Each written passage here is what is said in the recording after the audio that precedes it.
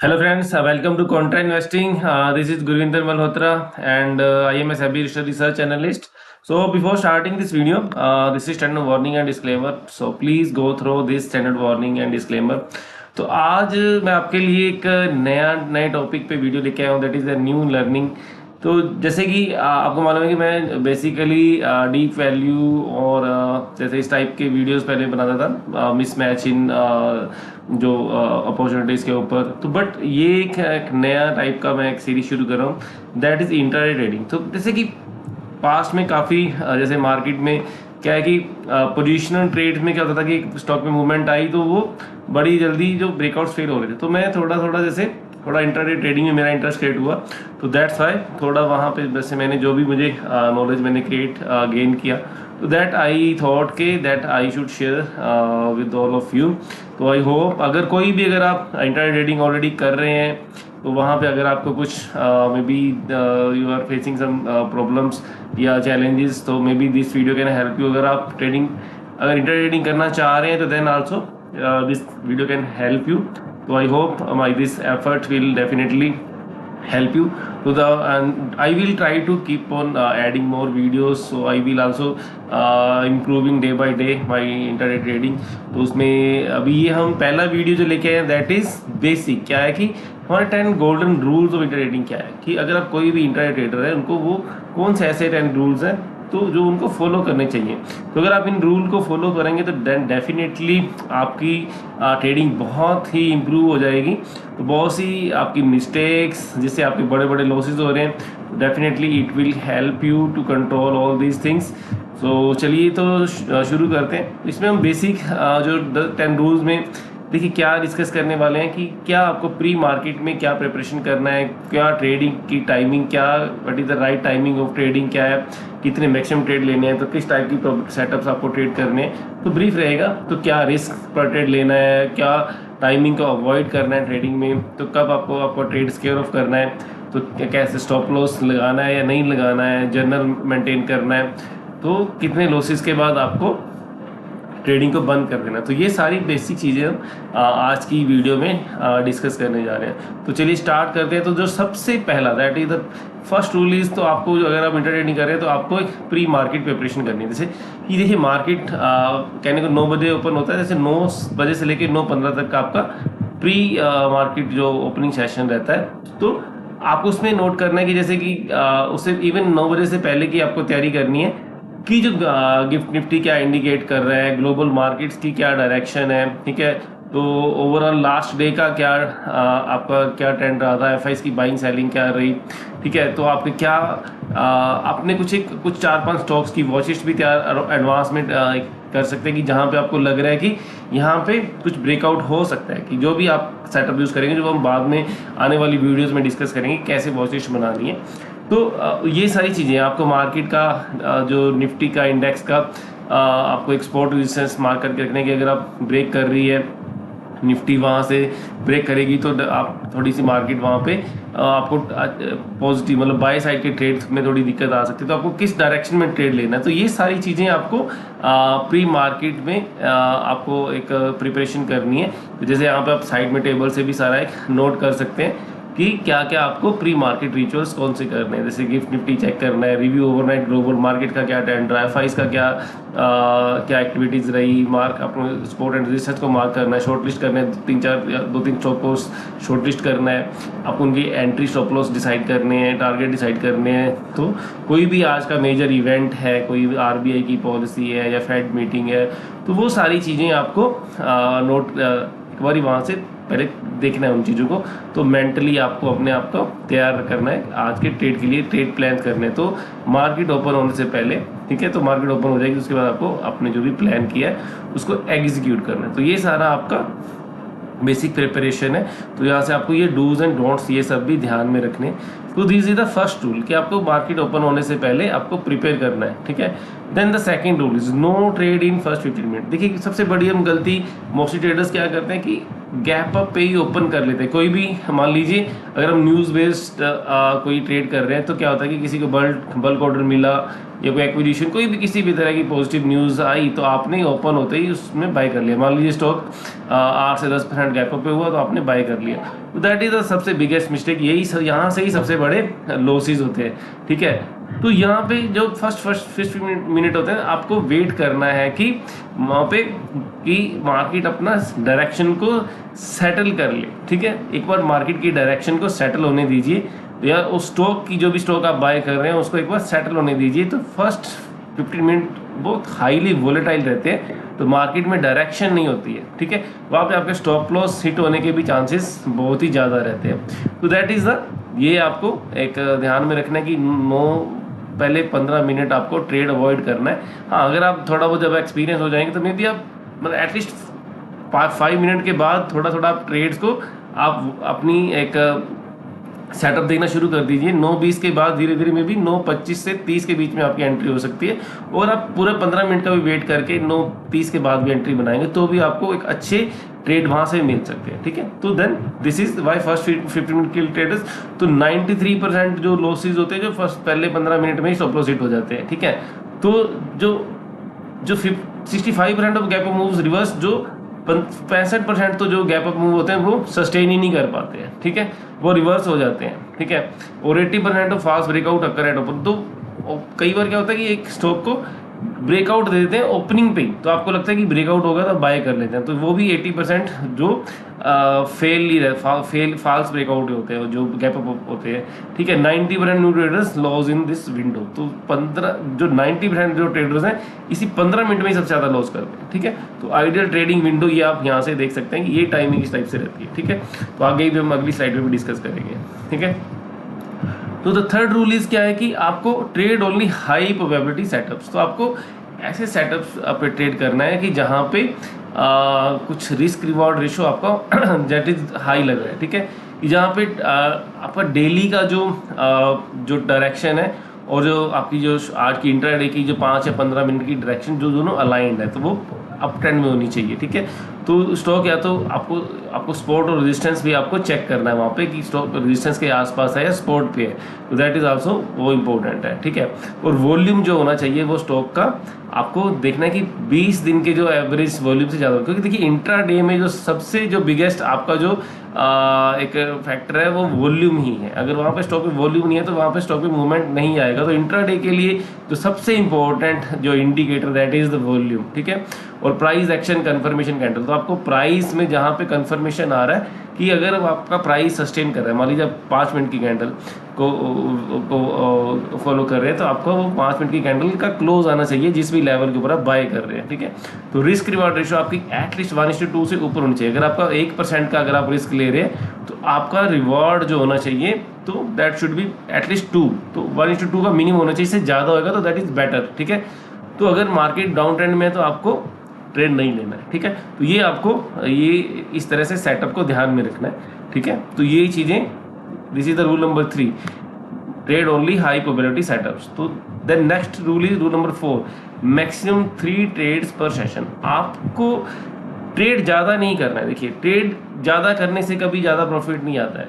तो मोस्टली क्या होता है कि जितने हम ज़्यादा ट्रेड लेते जाते हैं तो हमारी जो उससे सक्सेस रेशो, विन रेशो जो कम होती जाती है। आप इस चार्ट से भी समझ सकते हैं, जैसे अगर आप एक ट्रेड ले रहे हैं तो आपकी सक्सेस रेशो 85% होने के चांसेस हैं। ठीक है, अगर आप एक प्रॉपर सारा सेटअप्स को फॉलो कर रहे हैं, डिसिप्लिन को फॉलो कर रहे हैं। ठीक है, अगर आप 2 ट्रेड ले रहे हैं तो आपकी सक्सेस रेशो जो 85% वाली 70 पे चली जाएगी। अगर आप 3 ट्रेड ले रहे हैं तो आपकी सक्सेस रेशो 45% पे चली जाएगी। अगर आप 4 ट्रेड ले रहे हैं तो उतनी सक्सेस रेशो वो चांसेस उसके कि कम होने के चांसेस हैं। तो दैट इज, क्योंकि देखिए जितने तो क्वालिटी ट्रेड आपको इतने नहीं मिलेंगे रोज रोज इंटरडे में। ठीक है, वो आपके 1 से 2 तक ही रहेंगे। तो अगर आपको एक ट्रेड भी क्वालिटी मिल रहा है तो आपकी सक्सेस रेशो अगर आपकी 70-80% आ रही है तो then it is very good thing. तो अगर आपकी रिस्क रिवार्ड रेशो 1:2 है तो यू कैन इमेजिन कि आप कैसे कितना बड़ा प्रॉफिट बना सकते हैं। ठीक है, ओवर ट्रेडिंग से क्या है कि आपको जितनी ओवर ट्रेडिंग करेंगे आपको उतनी चार्जेस पड़ेंगे, ब्रोकरेज पड़ेगी, तो आपके लॉसेस बढ़ते जाएंगे। ठीक है, तो आपको ट्रेड कम करने हैं, ठीक है, स्मॉल लॉस। अगर आप हर ट्रेड में जितनी ज़्यादा ट्रेड लिए, अगर आपने 10 ट्रेड लिए उसमें से हर ट्रेड में आपने 500 का भी लॉस किया तो आपका मान लीजिए समझिए कि आपने 5000 का लॉस कर दिया, ठीक है। और जो एडिशनल ब्रोकरेज चार्जेस पड़े तो वो एडिशनल लॉस है आपका, ठीक है। अगर आप प्रॉफिट कर रहे हैं तो ठीक है, वो आपका सेट ऑफ हो जाता है चार्जेस आपके प्रॉफिट्स में से। बट अगर आप लॉस कर रहे हैं या फ्लैट भी एग्जिट कर रहे हैं, कई बार हम क्या करते हैं कि यार चलिए फ्लैट में निकल रहा है मेरा, even then that position is in your loss, क्योंकि वहाँ पे आपको चार्जेस भी पड़ रहे हैं, ठीक है। तो आपका इमोशनली भी आपका कॉन्फिडेंस लूज होता है। जैसे आप जितने ट्रेड करेंगे और वो लॉस में जाएंगे तो आपको लगेगा कि मेरे सेटअप में प्रॉब्लम है, तो आपको थोड़ा सा आपका कॉन्फिडेंस पे भी इम्पैक्ट आएगा, ठीक है। तो कम ट्रेड करिए बट क्वालिटी ट्रेड करिए, ना कि मतलब क्वांटिटी ज़्यादा करके आप सक्सेसफुल मतलब प्रॉफिट ज़्यादा बनाने की कोशिश करिए। तो ये एक मोटा मोटा fourth rule, that is maximum 3 trade पर सेशन, और इवन उससे भी कम करें तो दैट इज मच बेटर, ठीक है। तो then the fifth rule is maximum 1% risk पर ट्रेड। तो आपको किसी भी ट्रेड में 1% से ज़्यादा का रिस्क नहीं लेना है। जैसे इसको सिंपली एक एग्जांपल से समझते हैं कि मान लीजिए आपकी कैपिटल 5 लाख की कैपिटल, उसका 1% कितना बनेगा, दैट इज़ 5000, ठीक है। तो आपको कोई भी ट्रेड लेना है तो मान लीजिए उसका प्राइस है, आपका स्टॉक का प्राइस 2450 रुपीज़। तो अगर आपका स्टॉप लॉस उस स्टॉक का आ रहा है आपका 2390, तो आपका स्टॉप लॉस कितना हुआ 60 रुपीज़ का। तो आप इस 60 को 5000 डिवाइड करेंगे तो आपकी जो पोजीशन साइजिंग आएगी तो 83 शेयर्स। तो इस तरह से आपको अपनी पोजीशन साइजिंग डिसाइड करनी है, तो इसको फॉलो करना है, ठीक है। तो स्टॉप लॉस को भी इसके साथ फॉलो करना है। तो 1% का दैट इज द रीजन कि अगर आप 1% का स्टॉप लॉस रिस्क पर ट्रेड फॉलो करते हैं, नॉट स्टॉप लॉस, आप कंफ्यूज मतलब ये थोड़ा मैं वो गलती से बोल गया, 1% रिस्क पर ट्रेड। स्टॉप लॉस आपका कुछ भी हो सकता है, वो अलग हो सकता है, वो 2% भी हो सकता है, 3% भी हो सकता है, 1% भी हो सकता है, दैट इज डिफरेंट थिंग। तो अगर आप अपना 1% ऑफ कैपिटल का रिस्क ले रहे हैं पर ट्रेड, तो अगर आप 100 ट्रेड भी करेंगे तो भी 100 मतलब लॉसेस भी करेंगे लगातार 1% तो भी आपकी उसके पास 37% कैपिटल तब भी सेव रहेगी, तभी आपके पास रहेगी। तो this rule is for survival. तो अगर आपको सर्वाइव करें, जैसे क्रिकेट में बात करेंगे, अगर आप पिच पे सर्वाइव करेंगे तो रन आते रहेंगे। तो अगर आपकी कैपिटल सेफ है तो देन जैसे हम बोलते हैं कि हमारा सबसे पहला प्रिंसिपल क्या है कि कैपिटल को सेव करना। तो ये आप देख सकते हैं, अगर आप 1% का रिस्क लेते हैं पर ट्रेड में, तो अगर आप 5 लॉसेज भी करेंगे तो भी आपकी कैपिटल 95% रहेगी। अगर आप 5% का रिस्क ले रहे हैं तो कैपिटल आपकी 5 लॉसेज के बाद 77% रह जाएगी। और अगर आप 10% का लॉस कर रहे हैं तो देन आपकी रिस्क पर ट्रेड ले रहे हैं तो आपकी 60% कैपिटल रह जाएगी 5 लॉसेज के बाद। इसी तरह से 10 लॉस और 20-30 लॉस के बाद आपकी क्या कैपिटल रहेगी, यहाँ पे सिर्फ 4% रह जाएगी। तो यहाँ पे अगर 30 लॉस भी करते हैं 1% के रिस्क के साथ तो भी आपकी कैपिटल 74% तब भी आपकी प्रोटेक्ट रहेगी। तो this is the main reason for 1% risk पर ट्रेड, ठीक है। तो ये आपको 5th रूल है जो आपको फॉलो करना है। Then rule number 6, avoid the 11:30 to 1 PM इस जो टाइम जोन को डेड जोन बोलते हैं, इसे आपको इसे अवॉइड करना है।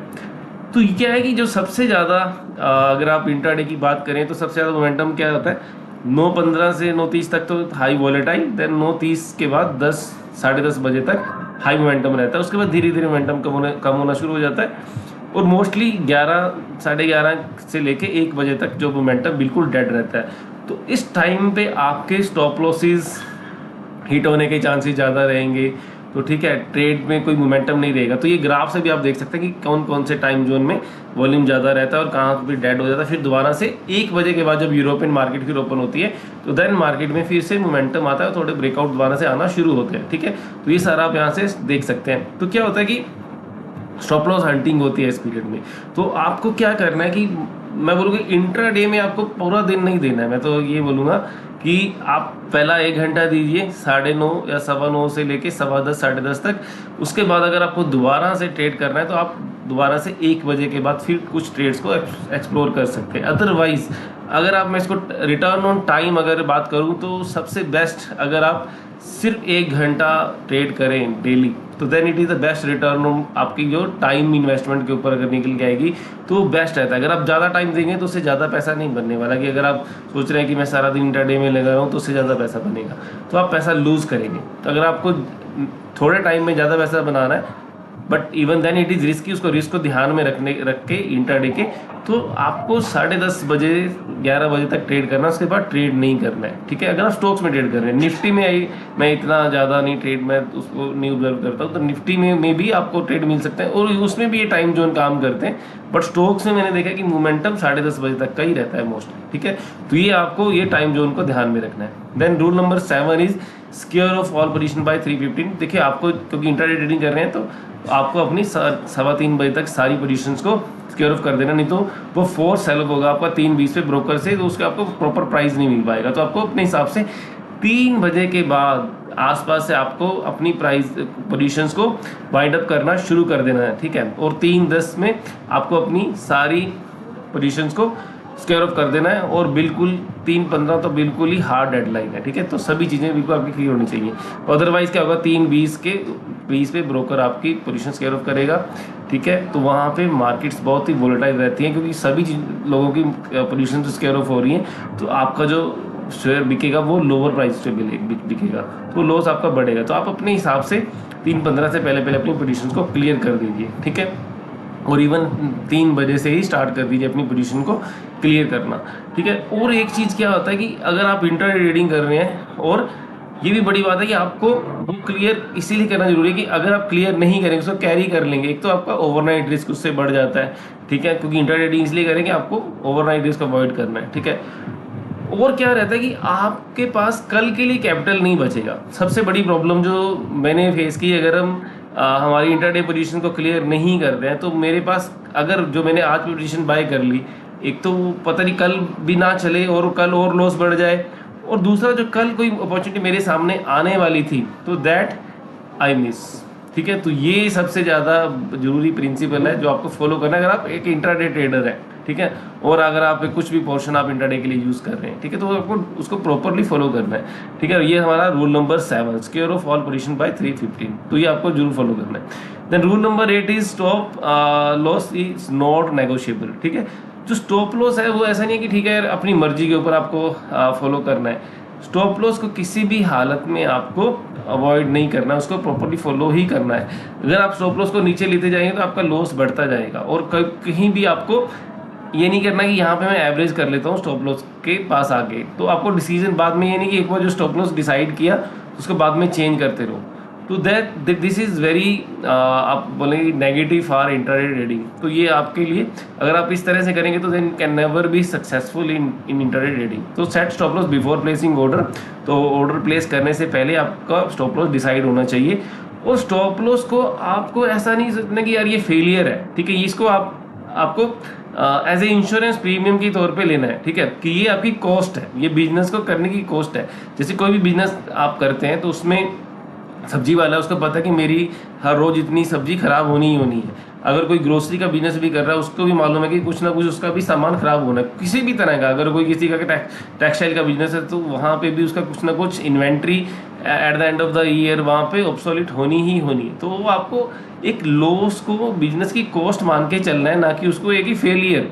तो ये सभी जगह बिजनेस का पार्ट है लॉस, इसको आपको एक्सेप्ट करना ही पड़ेगा। अगर आप इसको एक्सेप्ट नहीं करेंगे तो वो आपका लॉस बढ़ता ही जाएगा, ठीक है। तो ये आपको किसी भी हालत में नो नेगोशिएबली इसको फॉलो ही करना है। तो स्टॉप लॉस को कभी भी अवॉइड नहीं करना है, इग्नोर नहीं करना है। तो this is the rule number 8, ठीक है। Then rule number 9 journal every date. तो आप जो भी ट्रेड कर रहे हैं आपको उसका जर्नल मेंटेन करना है। तो जर्नल मेंटेन करना क्यों जरूरी है?